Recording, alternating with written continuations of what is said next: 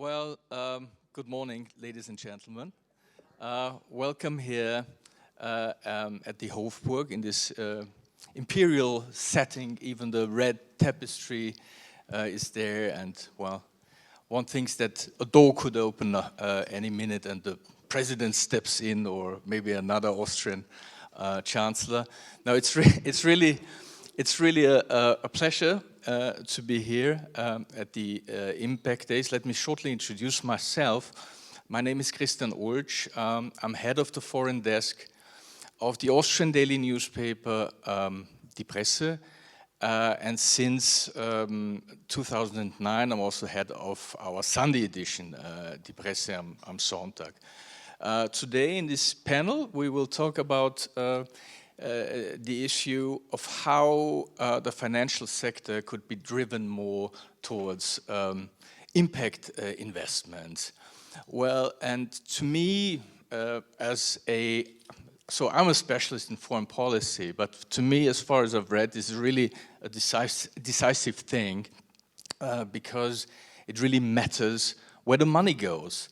And I think we have to change a lot of things. Right now, we're in some sort of a middle of a multiple crisis.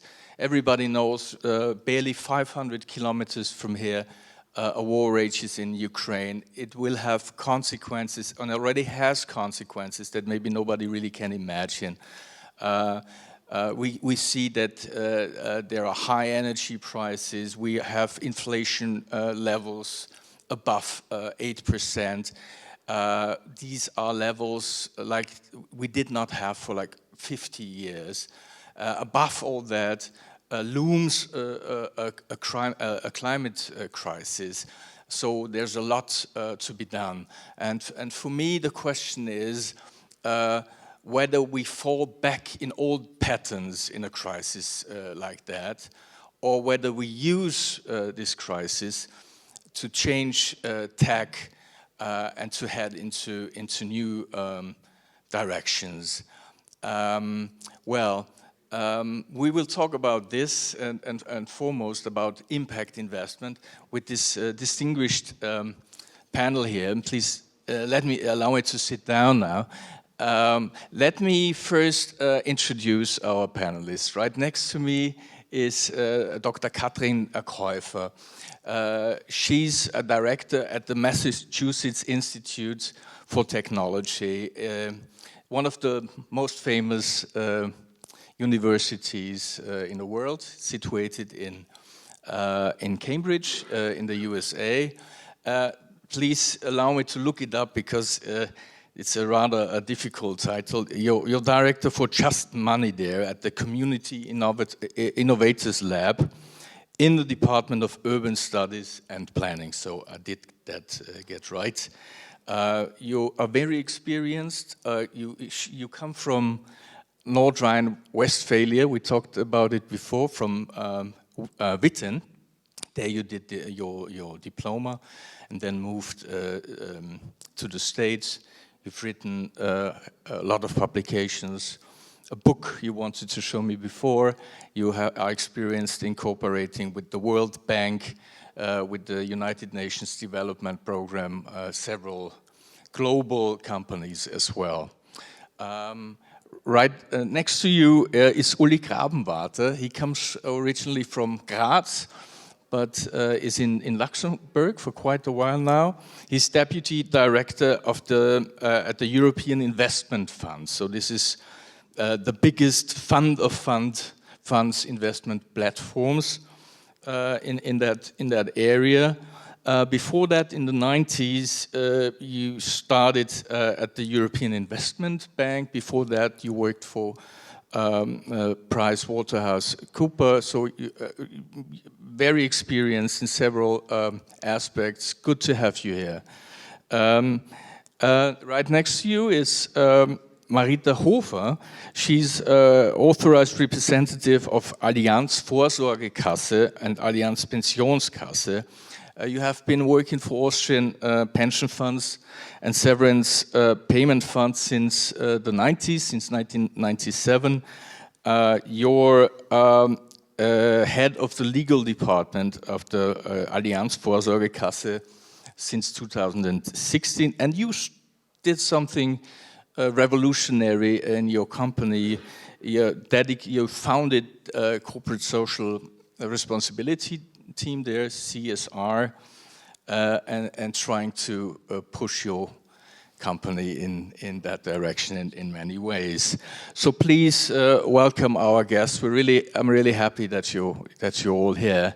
I thought it would be a good idea to set things straight at the beginning, Katrin. So before we talk about impact investment, maybe you could give us an idea of what this magical thing is and what it should do and what it can right now.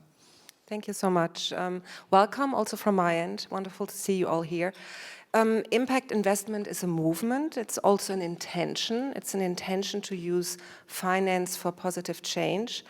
And the impact investment movement stands on the shoulder of a long movement. It started with the social responsible investment movement in the streets, fighting against apartheid in Africa, microfinance.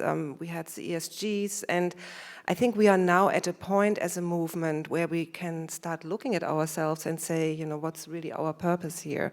And what I see shifting is that this movement evolved from I'm against this, I'm against that, towards I want to make a difference. I have an intention, I see the issues, and I want to direct my money towards addressing that.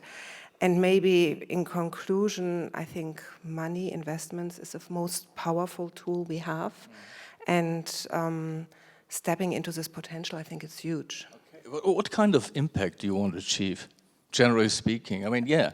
Myself or the work I'm doing? Or with this idea of impact investment. How broad is this concept?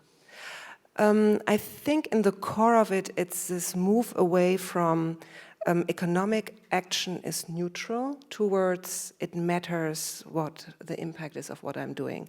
And the challenge of the impact investment or impact in general is that we move away from one variable, which is profitability, towards this whole array or this complexity of variables. So the challenge where we are today is to demonstrate impact, to understand impact. And I think for me, the most exciting development in impact investment is that it moves out of just this transactional understanding of impact to more a system perspective on impact. Okay. Uli, maybe I call you in. So how can this impact be measured? I mean, it's a nice name, impact investment, and it's an idealistic aim behind it, but how can you measure it? Well, I think the measurement of impact, first of all, we need to ask ourselves the question, why do we want to measure impact? And I think that's where the problem really starts. Meaning that if we look at the intentionality that is associated with impact investing in the first place, if as a capital provider, if as an investor, you are clear about what objective you want to achieve, you actually don't need impact measurement, because the question of impact measurement becomes something very binary. Either you get there where you wanted to get to, or you don't get where you wanted to get to. And that actually is the only thing that is really relevant when we measure impact. Where impact measurement becomes an issue, and actually a almost global issue and topic for debate, is when we do impact investing without knowing what we want to achieve. Because then we go into the whole topic of trying to justify impact in investment products, trying to create a narrative in order to sell impact investment products and this. And for that, you then need impact measurement standards and the like. And that is something that has occupied and populated the discussion on impact measurement probably for the last two decades, probably without any conclusive evidence that we've brought forward. But at the fundamental roots of the problem, we simply need to recognize that the reason why we are so interested in impact measurement today is because impact investment has basically become everything. and at the same time, it's still nothing. Some sort of a label, right? It is a form of a label. It is a form of a marketing narrative that has been created, and I think we have an observation of what impact investing is today, and that is clearly falling short of expectations and necessities already. And we are still far away from what impact investment should be. And I think that is very much reflected in the name of your organization. If you go back to the kind of dual meaning of the name of your organization of just money, you can take it as fair money. And yes, it's only money. Money should be fair, and that is an intention of impact investment. And at the same time, it also should be just, meaning only money. The problem that we have in impact investing is that we still take money as being the objective rather than the means to achieve something. Do you have any idea how big this market is, how big the share of this impact investment market is? I mean, it's hard to define, obviously, but about which dimensions are we talking? Just to give us an idea. Probably most people would answer your question by saying it has grown exponentially over the last decade, and it is something that is really meaningful and big. I would answer your question by saying that the true impact investing market today is still marginal. It is big in the sense, if you look at the volumes of money that has been labeled impact investing. But I give you one striking example to put your question into perspective. In 2015, when we have been coming together in Paris to define the SDGs and to determine how much money we actually needed to get to the SDGs, we came up with the figure of 30 trillion US dollars of incremental capital that needed to be mobilized back in 2015 to reach the SDGs. Today, we are 7 years later.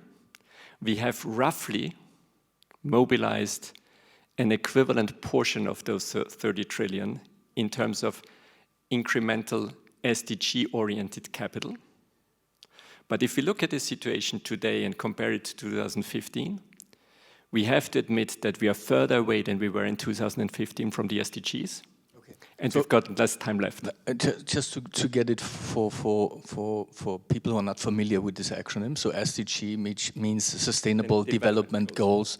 They were set by the United Nations, and it's several goals: education, social welfare, health, you name it, all over the place. And it's the 17 goals that former President Heinz Fischer has been referring to in the opening discussion today as well, yes. Okay.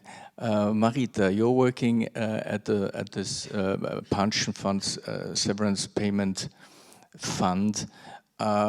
Uli mentioned it, that's also some sort of a marketing tool. So is there a lot of greenwashing going on out there? And maybe you can tell us how you yourself push for impact investment in your company. Perhaps first, just to understand what greenwashing could be or what marketing could be, some words how we came to impact investing in our company. We started about 2003 with the idea of sustainable investment. So we have about nearly 20 years experience, and of course we started with a small portion of the portfolio, then increased the amount that was sustainable invested and tried to get more products even not available at that beginning time, and they are coming on the market, and we tried to just develop something that at that time was our understanding of sustainable investment. And after the years, coming back to 2019, we were proud to have 100% of the portfolio invested in a sustainable kind. And then we thought, yeah, how can we talk about it? What is the difference, what we are doing to our competitors, to markets that are not in Europe focused on EU taxonomy or whatever. We just considered something to find more, I don't say marketing perspective, but more understandable for our clients. We want to communicate and that way that our clients do understand what we are doing. And the idea was just to take a kind of taxonomy that is worldwide applicable. Everybody knows, everybody can understand from the idea.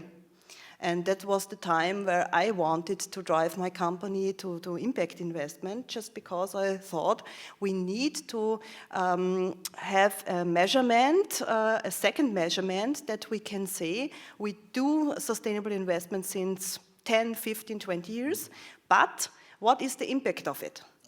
And then we had a second measurement for the 17 SDGs and tried, okay, when we buy this, which SDG is impacted and how is it impacted? Is it positive? Is it negative? Can we change it from one to the other years? If we change investment, can we improve our impact? And we try to make it measured because we want figure out the improvement of our investment, not only the investment results, but also the improvement from the portfolio itself. Marita, is this more about defining sort of no-go zones where you wouldn't invest anymore, or? They were there before. So we always had no-go zones or positive aspects we wanted to do. But it was not really that, I would say, special. So we could not say how we reach our goals if we have to buy that or to sell that investment fund, for example. We just did for this no-goals or objectives, but we did not in figuring out if we can help to I would say climate change avoidance or to support renewable energy or whatever. How much of a player are pension funds in this whole system? I mean, they have a lot of money to spend, I guess, and culturally are these companies rather late adopters or early adopters? I would say everybody tries to do somehow SDG-focused investment. Some of them talk about it, some talk about less, and it's not always a marketing, but it's also an adoption of existing systems. So you need time to just make it run in the company. You need data, you need a provider, you need a measurement that is not applicable by any fund you buy or sell. So it's always a way we have started, but we are not at the end. So it's still time needed, and I think every company, every pension fund tries to go and make its best. Katrin, would you say that the culture has changed in investment companies, or is there still a lot that needs to be done? I mean, there's a lot that needs to be done, and I think the culture in our society has changed. I think the awareness about the role of money and the impact of money has changed. And I think that's needed. I mean, I only heard once a talk by Obama, and the only thing that stuck with me was when he said at the end, change doesn't happen in politics, politicians follow. And I thought that was a really interesting statement from someone who has been in this highest office for 8 years. So where does the change come from? And I think culturally as society, we have changed in regard to that. And that's then reflected in business. Whether it's fast enough, I have doubts. So, I mean, the question is what kind of disruptive change is ahead of us, and can we react to that? Do you see some turning points in society recently, where you would say the pressure was building so much up that it couldn't be ignored anymore? Not even by I politicians. mean, we're all aware there's an acceleration of disruption that's happening. We thought Corona is tough. Now there's a war. We just this morning got an announcement that we will have a high hurricane season at the East Coast this year. So I think we are all aware of what's happening. And I think for me personally, the biggest question is, as you know, this movement, will we at one point be able to move away from just measuring, understanding impact towards, I really liked how you framed that. So what's the intention, what's the goal of this investment? And to be very clear and specific around that and ask ourselves what forms of investments are actually needed today to address the climate crisis, to address the social crisis that we are facing. How can this be brought down to the level of markets? This common goal, what needs to be done? I mean, that's to define goals like this. It's more or less a matter of governments or of states, and it's hard to bring in so many stakeholders so that there is a common goal in the end. So how can you? I tend to agree with Katrin that neither politics, nor regulation, nor soul finding in financial institutions will bring about the change. I think on that front, we have been testing the capitalistic system long enough to know that this is not going to work. But I think if there's one element that will bring about the change is the decreasing forgiveness that we get from the next generation. I mean, if I go on a business trip now compared to 10 years ago, I can't tell you what type of discussion I'm having at home compared to 10 years ago. And it's the Greta Thunbergs of this world to bring about the change. It's you can call it the Greta Thunbergs or anybody else. It is a generation that actually, for the first time, knows that the wall that we are facing is within the lifespan of their lives, which we have denied forever. And that fact brings about a totally different consciousness and quest for accountability than anything that else we have been living before. And this generation is not in power yet. It's not in power yet, but it's becoming the customers of today. Actually, my daughters are starting to be customers of relevance. And there's also another element that is triggering the institutional investment scene. We do have an insurance sector out there in the world that has been in denial, in complete denial so far. But these insurance companies start facing serious issues with their business models because they suddenly are confronted with situations where the increased risk in what they're insuring cannot be any longer offset by an increase in the insurance premium they charge. Yeah, they wouldn't simply insure it, right? Well, I mean, they don't insure against national catastrophes. You cannot insure natural disasters anymore if you know that they happen for certain. But as long as you have got means to deviate to other fields of insurance, that's fine. But if one of the other actually drops out and becomes uninsurable risk, how are you running an insurance company? So I think that is a matter of fact that institutions are today starting to factor in, which will contribute that. It may be a factoring in out of a pure survival instinct, but it still is something that is coming about. Let me come, and that's a question to all of you, to what I've tried to formulate at the beginning. So we have this multiple crisis now, and would you say that this brings the risk within that people lose sight on some problems? For instance, climate change. Maybe some issues are now more important to them, how their well-being, how they get enough money to sustain themselves, and so on. Or do you think that this crisis, this multiple crisis situation, is a catalyst? I'm not sure if it's really a catalyst. I think when talking to my clients, we are talking about investment, we are talking about many issues and their business as well. And I always try to find out what they are doing themselves, if their business model is sustainable, or if they have faced these problems for their own products and for their own business.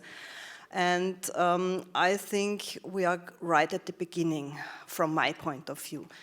Some of them know what SDGs are, some of them are very fond of it and have concepts, but they are perhaps 5 to 10% of my clients.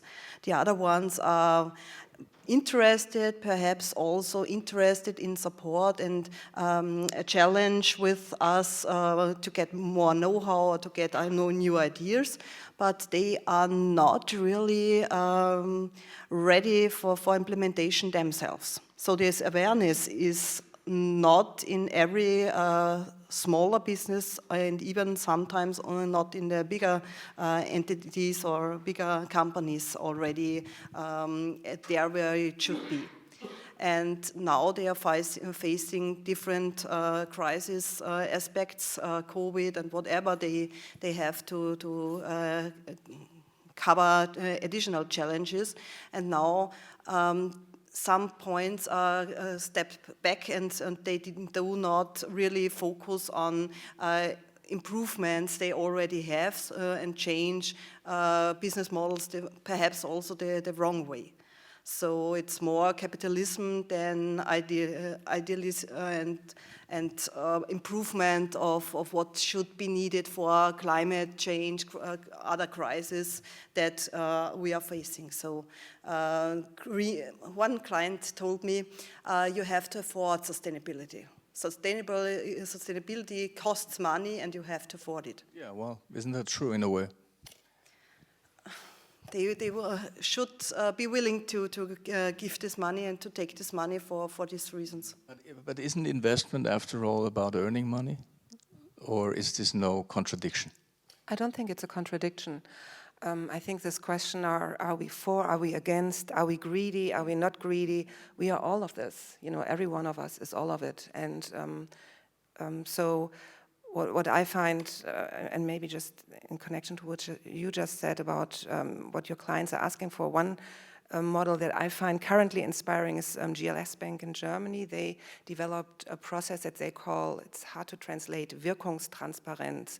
So transparency in your impact. Or, yeah, and typical German word. Yeah, complicated and whatever. So then they basically set a goal for Germany, for example, in regard to the energy sector, and then they analyze their own investments in regard to this goal, but they also analyze what their clients are doing in regard to this goal and calculate that down.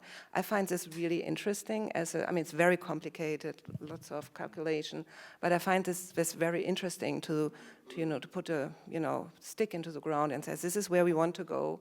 So let's focus our action towards that, just to add that. I'd like to take maybe a slightly different angle to your question, and it strikes me when you say profit isn't that the purpose of investment. I think the fundamental problem that we are facing, if there's one consensus that we can have across the full spectrum of impact agnostic and impact defined investors, is that definition of investment is outdated. The definition of investment today, I think, has to be, and it is something that is generally recognized, not to create profit, but to create value. And if you look at it from the perspective of creating value, the thing that separates the impact conscious and impact unconscious investment community is in their creativity to monetize the value that they're creating. We are having, and you asked the question of whether the crises that we are going through are going to be catalytic or not. I don't think that they're going to be necessarily catalytic at the level of the origin of capital. Excuse me, at the level of the origin of capital, from who wants to spend money. Because the investment community has always been focused on preservation of wealth and additional creation of wealth, and has never been very proactive. Even what we are seeing now is from the large institutional investment community is to protect assets from the impact of what's happening in COVID, in Ukrainian crisis, in climate, what have you. But where I do think that the current kind of sequence of crisis is catalytic, it is at the level of the entrepreneurship that we're observing. People that are seeking solutions for the unavoidable that is going to hit us. What do you mean? For instance, how do we preserve ourselves against a future pandemic? What can we do to prevent, to make us more resilient and to prevent that type of situations? How can we actually change the course of climate change and the impact it has on our living space? How can we actually increase social cohesiveness and democratic values in countries in order to prevent things that we see happening in the Eastern European geographies happening as we speak? And there, people are full of creativity to come forward with solutions that they want to bring to these type of problems. Entrepreneurs that address this with solutions that then become investment opportunities. Mm-hmm. And that will direct capital. But the combination is it. Yes, it's the combination of that because capital in the society that we're living in happens to be purely opportunistic. So you need to create the incentive of showing them the carrot in order making them move. But don't you believe that priorities change depending on the circumstances? So there are other priorities coming up during a pandemic, for instance, than during a hurricane season or when a war starts. So, and I, as a political journalist, I observe well that the span of attention tends to be rather slow, and there is one issue after another, and this idea of long-term planning and of long visionary politics is something that has become not really common in our Western cultures, at least. I agree, and at the same time, I think there's also something that stays consistent. And I mean, building off what both of you just said, but I think there's something deeper that has changed. Maybe we can call this the intentional level or an awareness level. I think the awareness of my impact has changed, and with that, the perspective of how I act. And I know there's one crisis after another hitting me, but there is something deeper that has changed. We are aware that we live on one planet and that we have a climate crisis. We are aware, there's some consciousness about who we are together as society. So I think on that level, something changes. I think I tend to agree with you if you place the power for change with politicians. And that was the point that we discussed just before. But I think we need to accept the reality that there is no more pronounced expression of the Maslow pyramid than within the person of a politician. They always will think of how can I survive my next elections? And that is not going to be the perspective that we need to adopt when we... That's the pyramid of needs, just to get it for the audience. Pyramid of needs. And you mean the pyramid for many politicians end with the need to be re-elected? That's basically it. Okay. Well, it's a rather sober view, but maybe realistic, of course. I would like to give you an opportunity also to ask questions, whether you want, but at first maybe we continue. So you've mentioned the next generation will, or there is pressure from the young generation, which brings about change. Is there something like a role model also for impact investment, where you would say, okay, this is some sort of a very clever investment which was done, which could serve for others to imitate it? I'm not sure if that's really a perfect role model, but it's our way. We want to, from the next year on, have concrete special goals. We say we want support this or that SDG at that extent with the amount of that money or percentage of the portfolio, and we are going to phase our asset managers to get it ready with products that fit properly and whatever they have to change in the procedures and in the selection processes or whatever is needed. And I think we would not be at the end in 1 year. We have a process that's going on for example, 10 years, but we have to start. We have to start it now, and we have to make some points in between, some milestones. Otherwise, it would not work. And I think take your milestones and try to get it ready. At the beginning, it is hard. It has to be lots of improvements, lots of changes perhaps, but it is worth it, and you should start the sooner the better. Any ideas what a really clever impact investment is, and which could serve as an example for others? Well, I think if you go to the bottom, it's not really rocket science. I think what we need to get away from is the kind of opportunistic impact investing, which basically directs money to the impact that is convenient to finance, towards impact-centric investing, which actually looks at what needs to be achieved in impact and tries to find solutions for that. And that is the paradigm shift that I think. What needs to be achieved? What needs to be achieved in terms of impact? What do we need to change? What type of climate action do we need to get implemented? And how can we mobilize the money that actually is necessary for that? So you would say climate is priority number one in all of those impact investment discussions, or? I don't think that we can talk about real priorities. We have to face the reality that we need to extinguish more than one fire at once. We are not in the luxury situation that we can say, okay, today we deal with the pandemic, and then in 5 years down the road we're going to tackle climate change, and maybe on the way we're going to do some humanitarian action in Ukraine or something like that. That's not how the world functions anymore. We need to be prepared to act on all those fronts. And I think if I look at one example of impact investment that inspires me, it's an organization like the MacArthur Foundation in the States that actually has put out a solution-focused approach to impact investing, where they put money in a catalytic manner at work, saying that we are ready to forego return or even the capital of X if you find me a solution that addresses that problem. Okay. And that is something that I think will be more and more integrated in the way how we have to tackle finance to impact in the way forward.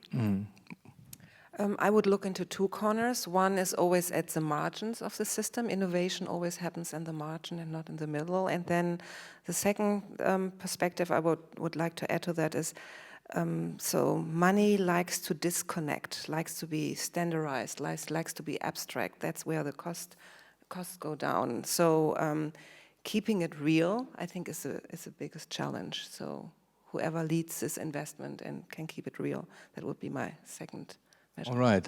Are there any questions in the audience? Well, two hands are raised. Do we have a mic here for? Yes. Okay, that's very nice of you. Thank you. Yeah. Thanks a lot. Thank you. Please introduce yourself and direct the question to one of the panelists, please. Sure. Oh, that's loud. Hi, I'm Hannah. I'm Managing Director of Austrian Startups, Austrian-wide platform and think tank for entrepreneurship.